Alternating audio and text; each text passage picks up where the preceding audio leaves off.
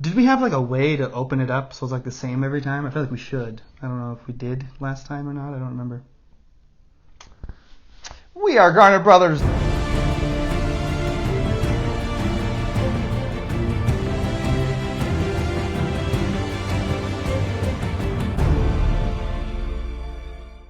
We're back with an actually relevant video. We're a little bit late to the party, but it is a movie that is still in theaters, so we did it. We beat our last video by like 4 years. We are going to cover Knives Out.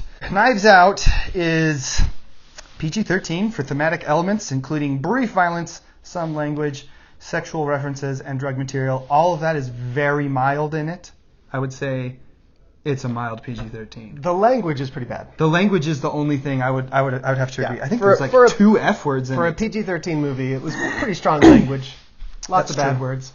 Yep. Other than that, a lot of them were used for comedic purposes. That's true. Which is that better? I don't know. Yeah, it is. Directed by Rian Johnson, who is known for lots of things. Well, not actually lots of things. He hasn't done a lot of things. Did you know that? No. Have you looked at all of the stuff he's done? He's mostly known for Looper and The Last Jedi, I think. Right. He only has 6 feature-length films. The others are The Brothers Bloom. I have not seen anything else from him. The Brothers Bloom, Brick, Ninja KO, and a short film. He had other short films, but I had to include this one called Evil Demon Golf Ball from Hell, which is what we'll be rating with today.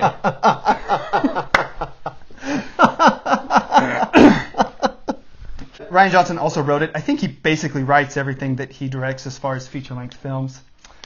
We have actors, all of them. Daniel Craig, Chris Evans, Ana de Armas. Yep. Jamie Lee Curtis, Michael Shannon, Christopher Plummer, Don Johnson. IMDb rating 8.1 out of 10. User reviews 10 out of 10. Tomato meter 97% and audience score 92%. The consensus is people generally like this movie. And IMDb users like it perfectly. Yeah. 10 out of 10? Well, I guess. That's I went pretty through and good. looked at them, and they weren't all 10 out of 10. So I'm not sure how this all works, but they were all very high Rounded ratings. it up or I something? don't know. Okay. But at any rate. So the movie, we're gonna break down the plot for you. I'm gonna be very careful not to spoil anything. You really should know very little about this movie going into it if you haven't seen it already. It's not spoiling anything to tell you that Christopher Plummer plays a world-renowned crime novelist and that he dies before the movie begins. And it's very Agatha Christie. It's a lot like a murder mystery that Agatha Christie would have written. I know who Agatha Christie is. No, you don't. What the heck are you talking about? Agatha Christie's like the most famous murder mystery novelist of all time. I'm the worst. She wrote those Poirot books that Kenneth Branagh's making. Oh yeah, I know all that too. Murder on the Orient Express? Oh, I know that! And the sequel's coming out.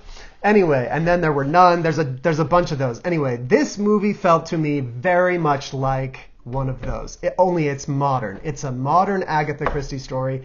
I'm impressed, actually. I'm really impressed. It's a pretty rich family in a giant, nice house. So And they're all wearing super fancy suits and stuff all the time. And most of the characters in the movie, it's all about the investigation into his death. An investigator comes in. What is his name? Blanc, yes. Benoit Blanc. Yeah. Played fantastically by Daniel Craig, is investigating, and just about everyone is a suspect. Christopher Plummer's daughter and son, and daughter-in-law, widowed daughter-in-law, and he's got a couple of grandkids in there, and some of the house staff and different people that he's hired. So there's a pretty great ensemble cast, and it's just a kind of a whodunit kind of a thing. Fantastic.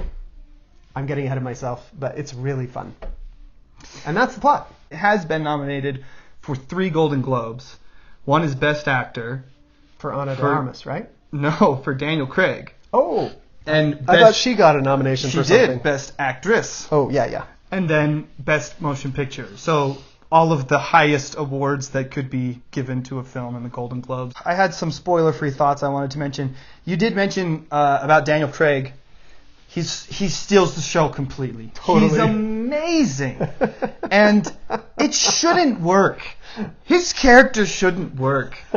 Just a southern goofball with donut analogies. It is Oh, the donut analogies. so funny. So awesome. I wouldn't call the movie a gosh. comedy, but it's very funny. Daniel Craig leans so hard into his southern accent and his just crazy character. It's a lot like his accent is almost the same as it was in Logan Lucky, I think. For the rest of the film, he's somehow a million different characteristics. He's silly and obvious, but he's also intelligent and observant, and at the same time he's clever and just plain lucky. He's like it's insane. He's all over the place and just absolutely a joy to watch. Yeah. He was great. Daniel Craig was absolutely great. Super fun. Just super fun. You could tell he was just having a great time. So if you like Daniel Craig, I highly recommend going to see this movie because in my opinion it's his best performance yet. I also feel like this movie was a really fresh take on the whole whodunit murder mystery because it starts off with what you would expect any murder mystery to go with, but very early on they started interrupting your typical murder mystery story. While they're interviewing the people, they're interrupted at some point by this piano key, and then the person realizes that there's not just two like police detectives there, but there's also Daniel Craig sitting in the back of the room next to a piano. And they're like, who's this guy? And then I was thinking in the audience, oh yeah, Daniel Craig is in this movie. And then he just kind of is there, but he shouldn't be there. And he kind of just interrupts the whole process of everything while he's interrupting the interrogation process. And then from there, there's just all sorts of crazy things that go not the way a murder mystery is supposed to go. And it's really exciting. Anyway, there was one point in the movie where I was thinking, is this a murder mystery movie? I don't know what I'm here watching anymore, but Yeah, he does. So Rian Johnson did play around a lot with the kind of genre tropes of the murder mystery. I mean, you do have some of the big ones, like Daniel Craig is not a cop. He's a private investigator. He's your Sherlock Holmes or your Hercule Poirot or, whoever these people that come in that really aren't with the law, but they're these brilliant mastermind detectives who come in and solve all these cases that the police can't solve. So you have that, and you have this large cast of possible murderers, and you don't know who it is. So in that respect, he's following the genre tropes really well. But then he really, it's very tongue in cheek. A lot of it is just, it knows what it is, and it's having a lot of fun with it. yeah. And it was nice. It was really nice to see a movie that wasn't a remake or a franchise film. Yeah, or an original based story. off of a book or anything. It was For just real. original. Yeah. So thank you, Rian Johnson, for that. There's not a lot of directors in Hollywood who do that, and he does.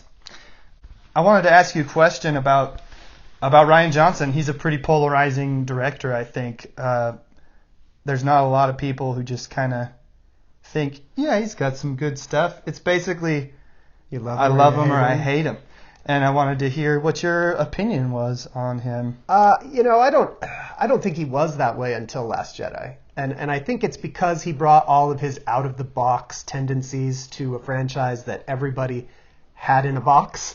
And so when he exploded the box and did a bunch of things that a lot of Star Wars faithful hated, then they suddenly hated him. That was my first Rian Johnson experience, and as a result of it, I wasn't a fan of Rian Johnson.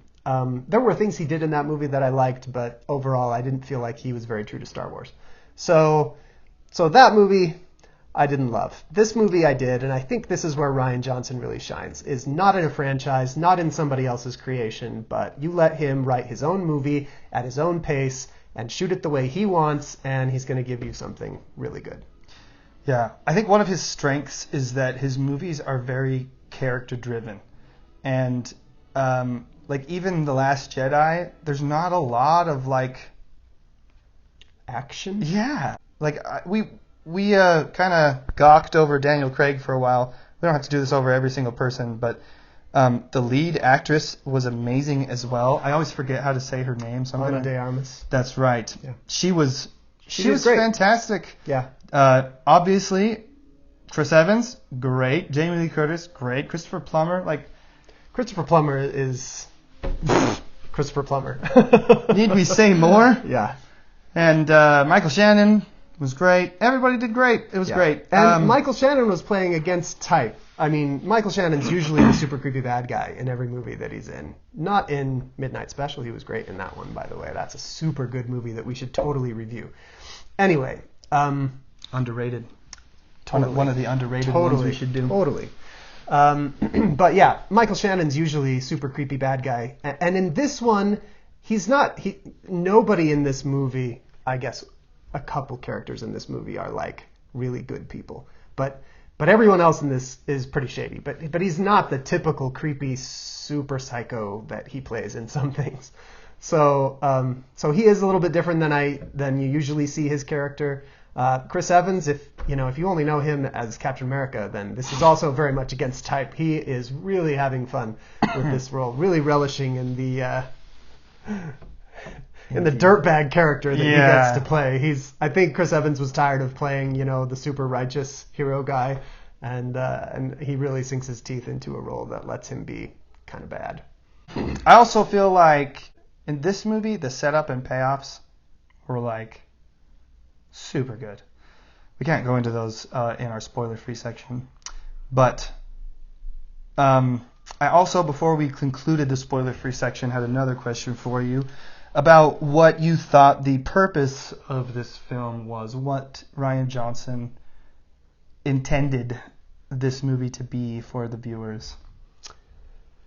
I think that he has a moral, but I'm afraid that if I said what it was, it would give something away. All right. So we'll talk about that in the next video. But he is saying some things along the way. There is some social commentary in the film. There's a little bit of political commentary. Absolutely. There's some socioeconomic commentary along the way. He does kind of paint rich people as bad. Except for Christopher Plummer's character. Christopher Plummer's great, yeah, because he made his money. Right. But it's all the people who just inherited success are not as good. But there is a spectrum. Like you like Jamie Lee Curtis's daughter a little bit more than some of the others because she did work hard. I mean, she got a massive leg up because of her dad. I also didn't hate Jamie Lee Curtis. No. Yeah. She's kind of, I feel like, a more emotionally grounding character for the film. Like, she's reminding you that someone that she loves is dead, Yeah. I mean, she's not just She's not a perfect person, but she's also, like, there's a lot of people in that movie that are just snobby jerks, and she's like a nice snobby person. Anyway, so do you think that Rian Johnson achieved that his intentions? Do you think it was successful in trying to get this message across? I don't know. I wouldn't say the message was necessarily like maybe his biggest goal. I think his biggest goal was to write a twisty movie story that was really fun to watch. And if that was the goal, he nailed it. Perfect. So we're going to finish this up right now, and I highly recommend going to see this in theaters. I've even thought about going another time because of the setup and payoff situation. I noticed a few at the end of the movie and thought there's got to be like way more because I just noticed 2. And anyway, so yeah, go see it. Maybe go see it again. And it's a movie that will reward multiple watches. Yeah, and deserves it. Yeah. Anyway, that's one of the reasons why I wanted to do this, was to kind of help give movies that deserve it a better chance and movies that don't. I mean, we want to convince Hollywood to make good movies. And we're going to do it single-handedly. That's right. We have a lot of influence in Hollywood. Anyway, so I think that's about it. Did you have anything else you wanted to add before we conclude? It's not a perfect film.